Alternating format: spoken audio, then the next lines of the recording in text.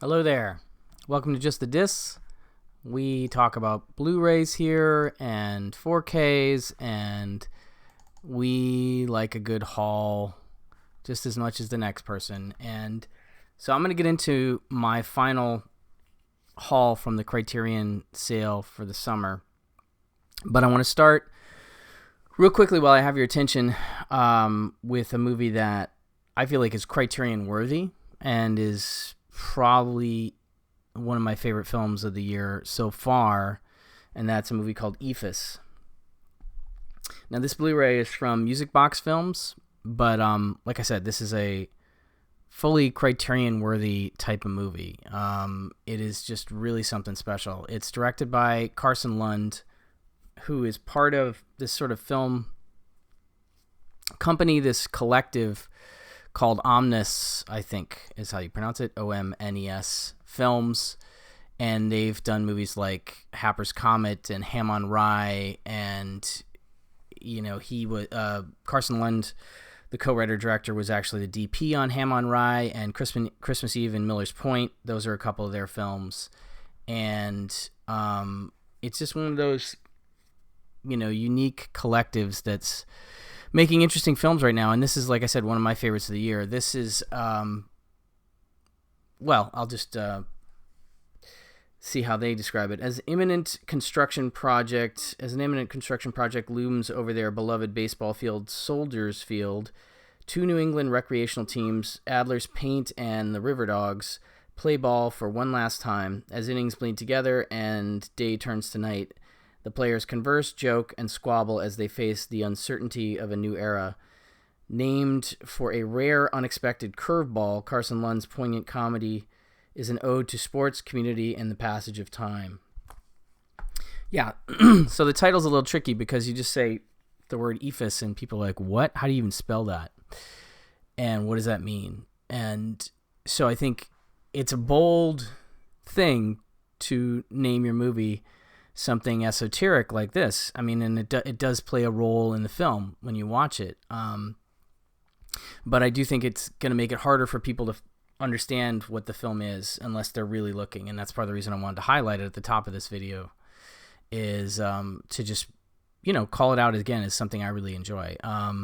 So it's set in the 90s, and I've said it reminded me a little of like early John Sayles in terms of the dialogue and the characters, but it also feels like a Linklater hangout baseball movie, because it's just a bunch of guys kind of giving each other a hard time. We don't really know much about them, but we do learn things about them through the course of this long game that they're playing, which goes on into the night. And so it's just neat to have characters that you're finding out things about throughout the film this way. And I think it's just a fun way to come to character, and the actors are good, for actors that you won't necessarily recognize. One thing you will recognize if you're a fan of, if you're a fan of documentaries, is the voice of Frederick Wiseman, who was almost cast in the film, but who is a voice on the radio that kind of carries through the movie, and that's really great too. But yeah, it's just a bunch of old dudes giving each other a hard time for 90 minutes, and a little more. I liked it even more the second time I saw it, and it's just, like I said, it is an ode to baseball, but you don't have to be a hardcore baseball fan to enjoy the film. I really think it's just, I don't know, I just really love it. I think it's fantastic. So really excited this Blu-ray came out, and it's a nice Blu-ray, and it's a movie that has a lot of features in terms of the extras. You have a behind the scenes 34 minutes, just behind the scenes footage presented without stand-up interviews, just them shooting the movie. 34 minutes of that. You have 11 minutes of bloopers called Big Whiffs. You have a director Q&A at the Jacob Burns Center, about 28 and a half minutes, following a preview screening on March 9th, 2025. with EEPHUS director Carson Lund and film programmer Monica Castillo for this live Q&A, which is cool. Carson Lund mentions they didn't watch baseball films, but were influenced by sort of end of something films like The Last Picture Show, Prairie Home Companion, Goodbye Dragon Inn, Last Night at the Alamo, Bloody Nose, Empty Pockets. So it has that energy. Yeah, I do like those as sort of call outs to what this movie is like. You know, it's the end of something, elegiac, but funny and bittersweet. Something called Extra Innings, which is 36 minutes of deleted scenes, and East River Park Pickup Game, 3 minutes, and that's like on October 1st, 2024, the cast and crew gathered in East River Park, New York City for a pickup game before the New York Film Festival premiere, which the footage is set to music. The commentaries, there's 2 commentaries. We have one with the cast, including Russell Gannon, Cliff Blake, Peter Minkara, Keith William Richards, David Pridemore, Chris Goodwin, Stephen Radocia, Patrick Garrigan, Jeff St. Dick, and Johnny Torado. And the commentary lists like their character names and what position they play, which is cool. So that's one commentary. And then you have the commentary with the filmmakers. You have Carson Lund, the writer, director, Michael Basta, co-writer and the producer and assistant, and Greg Tango, the cinematographer. And it's a really neat commentary to hear their thoughts on making this movie.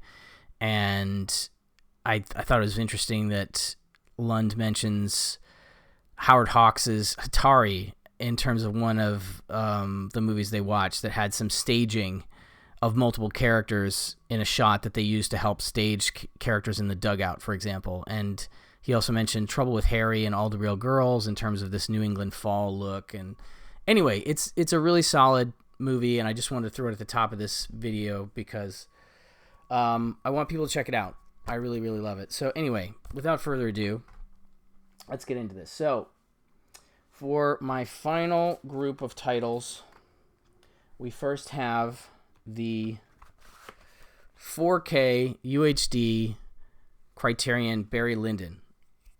So Stanley Kubrick's film, 1975. While Spielberg is making Jaws, Kubrick is making this. And yeah, it's a fascinating film. It's one that the more I watch it, the more I like it, the more I think it might be one of my favorite Kubrick films. And it's an epic. It's definitely gotten its due over time, you know, in terms of people now seem to appreciate it. And I think they always kind of did, but at the same time, I think that its length may have deterred some folks at a certain point, but now I just don't think that's necessarily the case.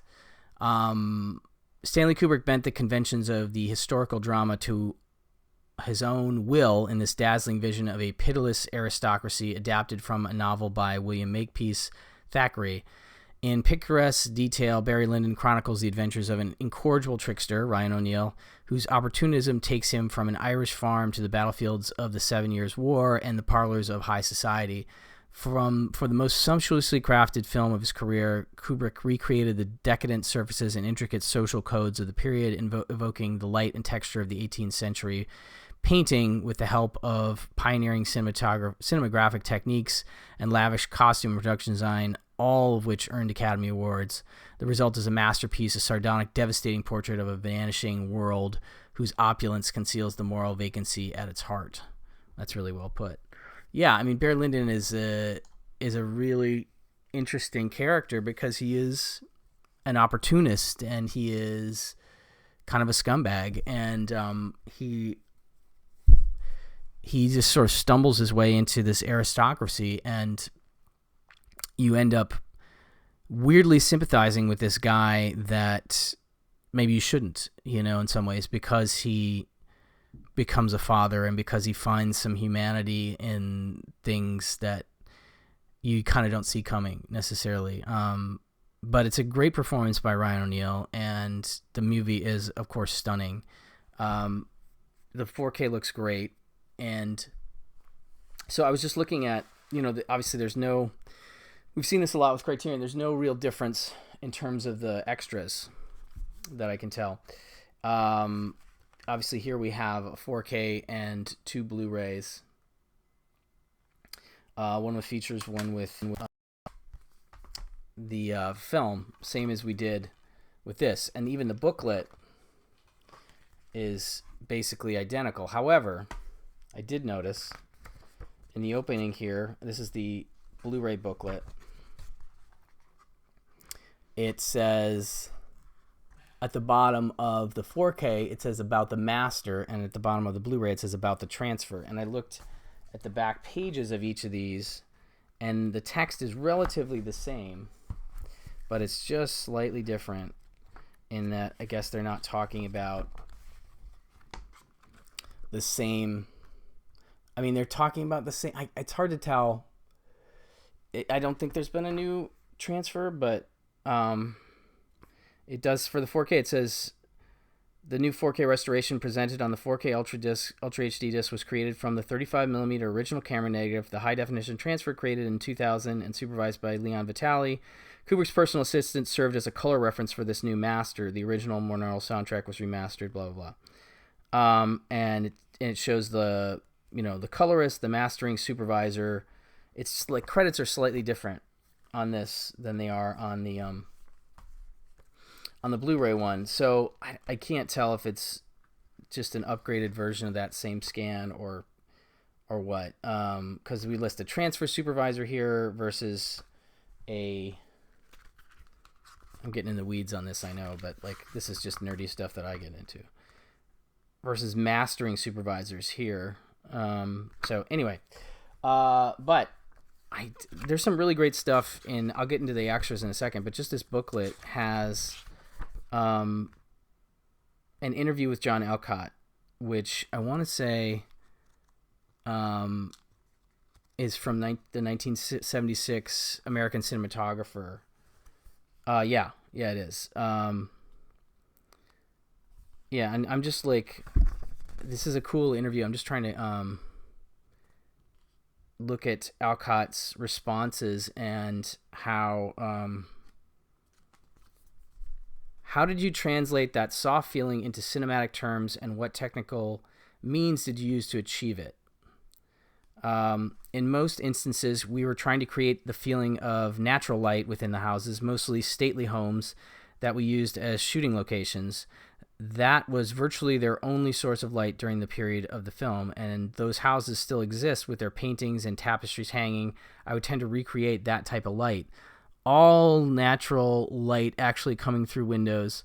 I've always been a natural light source type of cameraman. If one can put it that way, I think it's exciting actually to see what illumination is provided by daylight and then try to create the effect.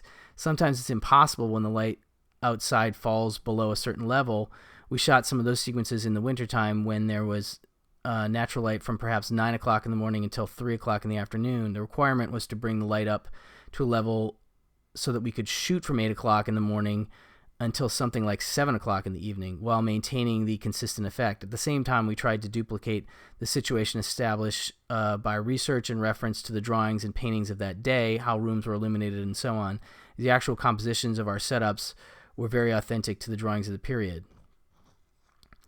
In other words, then you would take your cue from the way natural light actually fell, and then you would build that up or simulate it with your lighting units in an attempt to get the same effect, but and at an exposurable level.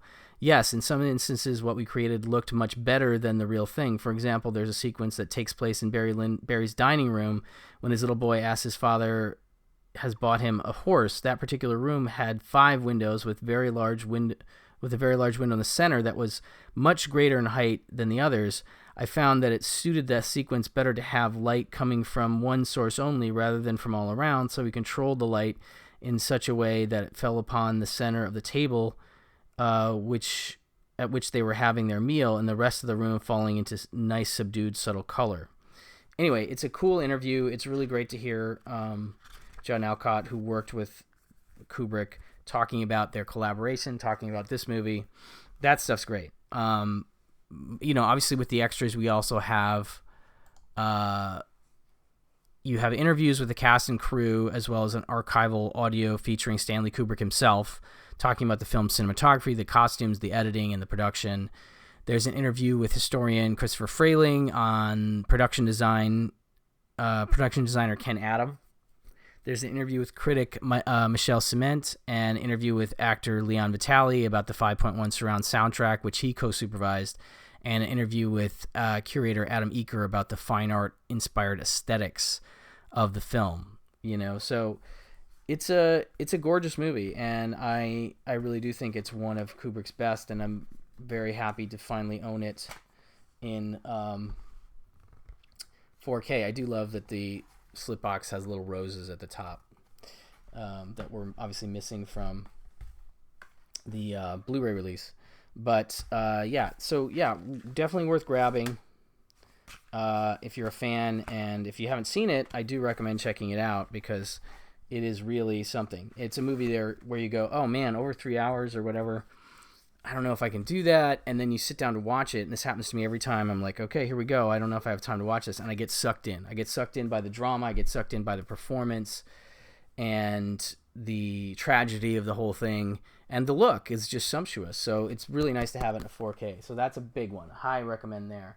So next up we have The Big Heat, which I snagged, and this, of course, is Fritz Lang's film noir. It's, a classic of the genre, starring the great Glenn Ford as Banyan, this cop who just doesn't give a crap anymore. Really is put in a position where his town is run sort of by some local hoods, and he doesn't care for the fact that his police supervisor and some of his department are sort of, bowing down to this guy. And he's put in a position where he just doesn't care, and he's going to go after him, and it's going to cost him. And it gets pretty dark. And so you have one of the henchmen played by the great Lee Marvin, and an incredible scene involving a pot of hot coffee and Gloria Graham, and it's powerful stuff, and it looks great in this 4K. And I can't wait to check out the extras. Now, I can't remember if this is a reissue. I don't think so. I'm gonna have to look, but yeah, The Big Heat obviously has been out from Indicator and Sony, and I feel like it's just one of those that has been around, but beautiful black and white cinematography is really something to behold in 4K. I think, even if the HDR stuff doesn't work in the same way, it's still really beautiful, and just a great story, a great cop story. I love this movie, and so had to pick it up during the sale. Now, we have a couple others here. One is a Blu-ray and 4K debut, and the other is kind of that as well. So first off, we have You Can Count on Me. Now, this one is from Kenny Lonergan, and it's a movie that was a real critical and indie darling in 2000 when it came out, and has been not available outside of DVD since then, which is crazy to me. But it's about these, let's see here, Rich humanist vision to the screen with his soulful look at the complexities of a sibling relationship whose roots are as knotted as they are deep. Years after Sammy, Laura Linney, and her younger brother Terry, Mark Ruffalo, lost their parents in a car crash, small-town single mother Sammy is plunged into another crisis when the troubled adrift. Terry comes home for what turns out to be an extended stay, one that could either bring them closer together or tear them apart. With infinite grace and his peerless ear for dialogue, Lonergan offers something all too rare on screen, beautifully flawed human beings whose journeys offer achingly relatable insight into what changes when you grow up and what doesn't. That sell is a good sell for what the movie is. However, it doesn't sell how funny the movie is in parts, and it doesn't sell how warm it is in parts while still having this darker undercurrent, because there's some things that are revealed about. She has a kid played by Kieran Culkin, I think. And it's just one of those things. No, wait, not Kieran Culkin. Who's the dang kid in this movie? Rory Culkin. My bad. Rory. Excuse me. Who's fantastic as this kid. Wonderful. And it's wonderful to see the interactions between uncle and nephew. I think it's just great. And Laura Linney's fantastic. This was the movie that really got me from her. Okay, so this is cool because it has a commentary from Lonergan, which I think was on the DVD, so I'm not sure that that's new. But it has new interviews with Lonergan and actors Matthew Broderick, Laura Linney, and Mark Ruffalo as well. Plus an essay by playwright Rebecca Gilman and the script from the original one-act play, which I didn't know that it was based on. So not a ton of extras, but we have obviously a 4K and a Blu-ray finally for this little indie gem that I really can't recommend enough. It's fantastic. And then lastly, now this one is interesting because it had a Blu-ray in Germany, which of course I ordered like last year or the year before. And now it's got this release. I'm talking about Carnal Knowledge, Mike Nichols' film. And it also, so it got this release in 4K and Blu-ray, and then it also got a neat 4K Blu-ray from Indicator as well. And they're coming out almost the same time. So I will definitely talk about the Indicator disc in another episode, but it's good to finally have this one available. It was only on a DVD, and I don't even think the DVD was 16:9. I might be misremembering that. But yeah, it was an MGM DVD. It was old, and this movie is really an interesting one. And I feel like Mike Nichols has got some decent love on Blu-ray, but this is a key film for him, and it's tough. It's a tough watch, but it's powerful stuff. Amid the sexual revolution and social upheaval of the early 1970s, acclaimed director Mike Nichols delivered a zeitgeist-defining examination of American mores.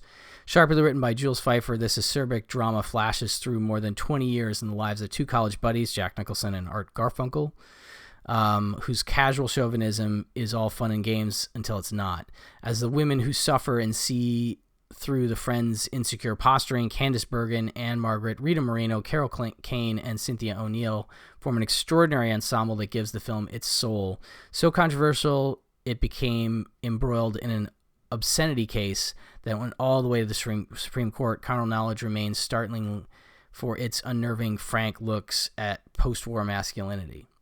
Yeah, it is a tough thing to watch these two college buddies talking about girls and talking about getting girls and having sex, and there's a certain naivete that the Art Garfunkel character has, and then there's a certain sociopathic nature that the Jack Nicholson character has at a certain point, and it's really intimate in the way that they talk to each other, and it must have been, I mean, it's still powerful to watch these two guys sharing this stuff, that just doesn't feel like, again, there is chauvinism there, certainly, but they're also sharing sort of like not tender, but like inner feelings in a way that is very personal. And so anyhow, new audio commentary featuring filmmaker and playwright Neil Abute. Very curious to hear that. His work has definitely felt like it's dealt with and certainly influenced by Mike Nichols, and maybe this film in particular. I'm thinking of like Your Friends and Neighbors, and In the Company of Men, very specifically. I would imagine they have to be influenced by this. But new program with Mike Nichols biographer Mark Harris and film critic Dana Stevens, huge fan of both. New interview with film editing historian Bobby Osteen. I believe Sam Osteen was the editor for Mike Nichols. I can't remember if he cut this one or not. I would imagine so. Conversation from 2011 between Nichols and filmmaker Jason Reitman, Q&A with screenwriter Jules Feiffer, radio spot, trailer, and then and in the booklet, an essay by scholar Moira Weigel and a 1971 piece from American cinematographer about the look of the film. So I love that they're digging into these American cinematographer articles and pulling out excerpts. It's a great magazine and really great for their purposes. But anyway, so that is kind of it for this haul. But again, check out EEPHUS as well. Like I said, it's not a Criterion movie, but it should be. Anyway, thank you so much for listening, and I will talk to you soon. Bye-bye.